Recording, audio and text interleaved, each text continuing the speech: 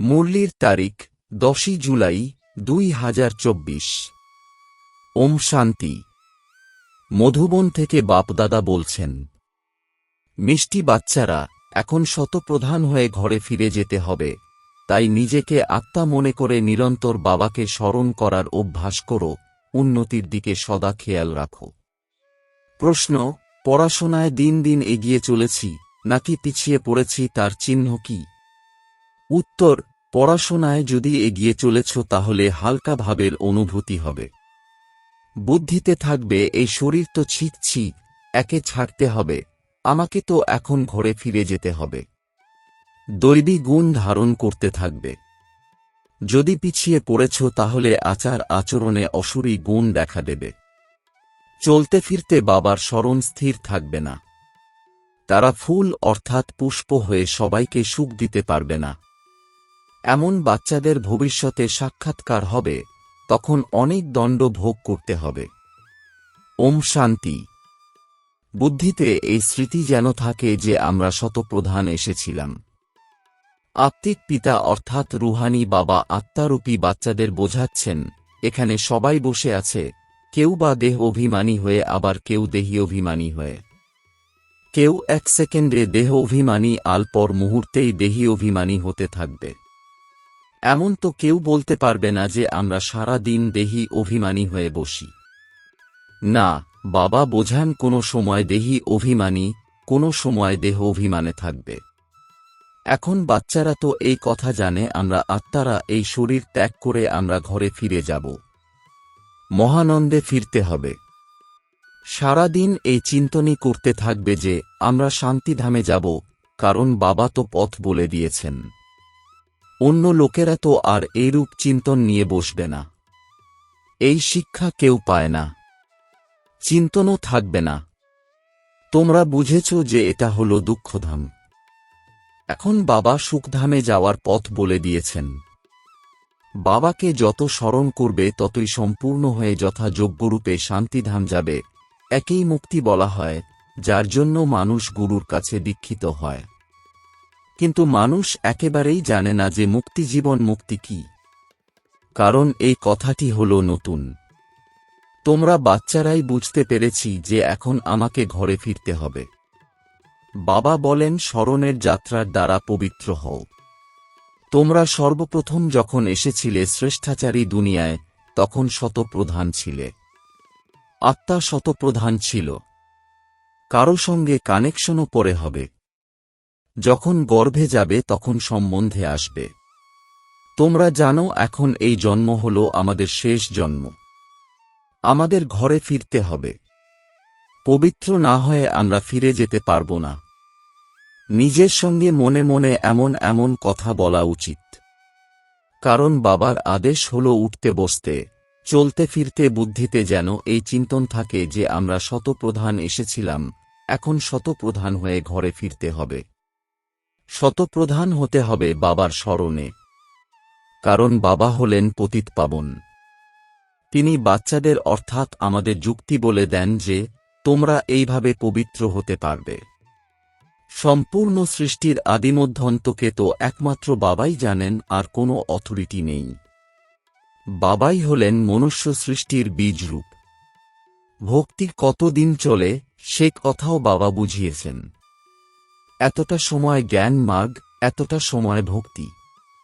এই সম্পূর্ণ জ্ঞান বুদ্ধিতে চলা উচিত। যেমন বাবার আত্মায় জ্ঞান আছে, তোমাদের আত্মায়ও জ্ঞান আছে। শরীর দ্বারা শুনতে হয় এবং শোনানো হয়। শরীর ব্যতীত আত্মা বলতে পারে না, এর জন্য প্রেরণা বা আকাশবাণীর কোনো ব্যাপার নেই। ভগবানুবাচ রয়েছে যখন, তাহলে অবশ্যই মুখ থাকা প্রয়োজন, রথ প্রয়োজন। গাধা ঘোড়া টানা রথ চাই না। তোমরাও প্রথমে এটাই বুঝেছিলে যে কলিযুগ এখনো 40,000 বছর আরও চলবে। অজ্ঞানতার নিদ্রায় সবাই নিদ্রিত, এখন বাবা এসে জাগিয়ে তুলছেন। তোমরাও অজ্ঞানে ছিলে, এখন জ্ঞান অর্জন করেছ। অজ্ঞান বলা হয় ভক্তিকে। এখন বাচ্চারা, তোমাদের এই চিন্তন করা উচিত, আমরা নিজেদের উন্নতি কিভাবে করব, উঁচু পদ মর্যাদা কিভাবে প্রাপ্ত করব। নিজের ঘরে ফিরে গিয়ে আবার নতুন রাজধানী স্বর্গে গিয়ে উঁচু পদ মর্যাদা প্রাপ্ত করি। তার জন্যে রয়েছে স্মরণের যাত্রা। অবশ্যই বুঝতে হবে যে আমি হলাম আত্মা। আমরা সবাই আত্মা, আমাদের সকলের পিতা হলেন পরমাত্মা। এই জ্ঞান তো খুবই সিম্পল, কিন্তু মানুষ এইটুকু কথাও বোঝে না। তোমরা বোঝাতে পারো যে এটা হলো রাবণের রাজ্য, তাই তোমাদের বুদ্ধি ভ্রষ্টাচারী হয়েছে। মানুষ ভাবে যারা বিকারগ্রস্ত হয় না তারা পবিত্র, যেমন সন্ন্যাসী। বাবা বলেন তারা তো অল্পকালের জন্য পবিত্র হয়। দুনিয়া তবুও পতিত, তাই না? পবিত্র দুনিয়া হল সত্যযুগ। পতিত দুনিয়ায় সত্যযুগের মতন পবিত্র কেউ হতে পারে না। সেখানে তো রাবণের রাজ্যই নেই, বিকারের কথাই নেই। সুতরাং যেখানেই যাও, যতক্ষণ পারো ঘুরতে ফিরতে বুদ্ধিতে এইরূপ চিন্তন থাকা উচিত।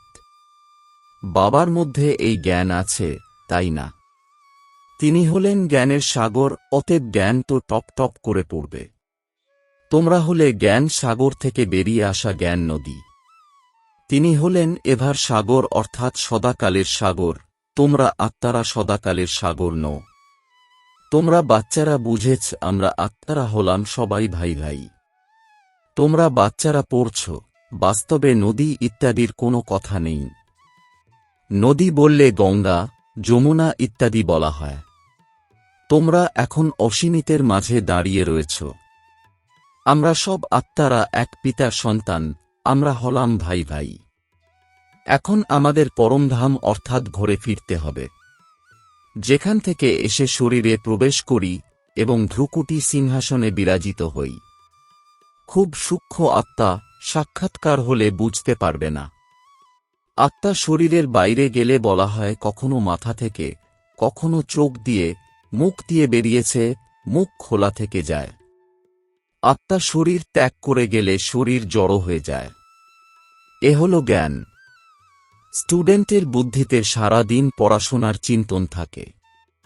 তোমাদেরও সারা দিন পড়াশোনার চিন্তন চলা উচিত। ভালো ভালো স্টুডেন্টের হাতে সদা একটি বই থাকেই, তারা পড়তেই থাকে। বাবা বলেন এটা হলো তোমাদের শেষ জন্ম, সম্পূর্ণ চক্র পরিক্রমা করে অন্তিমে এসেছ, তো বুদ্ধিতে এটাই স্মরণ থাকা উচিত। ধারণা করে অন্যদের বোঝানো উচিত, কারো ধারণা হই না। স্কুলেও এইরূপ নম্বর অনুসারে স্টুডেন্ট থাকে, সাবজেক্টও অনেক থাকে। এখানে তো সাবজেক্ট একটাই, দেবতা হতে হবে, এই পড়ার চিন্তন যেন চলতে থাকে। এমন নয় পড়াশোনা ভুলে অন্য অন্য চিন্তন করবে। ব্যবসাদার হলে ব্যবসার চিন্তন চলবে, স্টুডেন্টের পড়াশোনার চিন্তন চলবে। বাচ্চারা, তোমাদেরও নিজেদের পড়াশোনায় থাকতে হবে। গতকাল একটি নিমন্ত্রণ পত্র এসেছিল ইন্টারন্যাশনাল যোগ কনফারেন্সের। তোমরা তাদের লিখতে পারো তোমাদের এই যোগ তো হল হট যোগ, অর্থাৎ শারীরিক যোগ ব্যায়াম। এই যোগের মুখ্য উদ্দেশ্য কি? তাতে লাভ কি? আমরা তো রাজযোগ শিখছি। পরমপিতা পরমাত্মা যিনি হলেন জ্ঞানের সাগর, তিনি হলেন রচয়িতা। তিনি আমাদের নিজের এবং রচনার জ্ঞান শোনাচ্ছেন। এখন আমাদের ঘরে পরমধামে ফিরতে হবে। মন্মনা ভব, এ হল আমাদের মন্ত্র। আমরা বাবাকে এবং বাবার দ্বারা যা অবিনাশী উত্তরাধিকার প্রাপ্ত করি, সেসব স্মরণ করি। তোমরা এই হঠযোগ ইত্যাদি করছ, এর মুখ্য উদ্দেশ্য কি? আমরা নিজেদের যোগের কথা তো বলেছি যে আমরা এই যোগ শিখছি। তোমাদের এই হঠযোগ দ্বারা কি প্রাপ্ত হয়? এমন রেসপন্স নাটসেল লিখতে হবে। এমন নিমন্ত্রণ তোমাদের কাছে অনেক আসে। অল ইন্ডিয়া রিলিজিয়াস কনফারেন্সের নিমন্ত্রণ পত্র এলে তোমাদেরকে যদি জিজ্ঞাসা করা হয় যে তোমাদের এইম অবজেক্ট কি, তো তাদের বলো আমরা এটা শিখছি। নিজেরটা অবশ্যই জানানো উচিত, তাই না? কারণ এই রাজযোগ তোমরা শিখছ। বলবে আমরা পড়ছি। আমাদের যিনি পড়াচ্ছেন তিনি হলেন ভগবান, আমরা সবাই হলাম ব্রাদার্স। আমরা নিজেদের আত্মা ভাবি। অসীম জগতের বাবা বলেন, নিজেকে আত্মা নিশ্চয় করে মামেকম স্মরণ করো, তাহলে তোমাদের পাপ নষ্ট হবে। এমন এমন বক্তব্য লিখে ভালোভাবে প্রিন্ট করে রেখে দাও। তারপরে যেখানে যেখানে কনফারেন্স ইত্যাদি হবে পাঠিয়ে দিও। তারা বলবে এরা তো খুব ভালো কায়দা বা নিয়ম শিখছে। এই রাজযোগের দ্বারা রাজার রাজা বিশ্বের মালিক হওয়া যায়। প্রত্যেক ৫,০০০ বছর পরে আমরা দেবতায় পরিণত হই, পরে মানুষ হই। এমন এমন বিচার সাগর মন্থন করে ফার্স্ট ক্লাস লিখিত বক্তব্য তৈরি করা উচিত।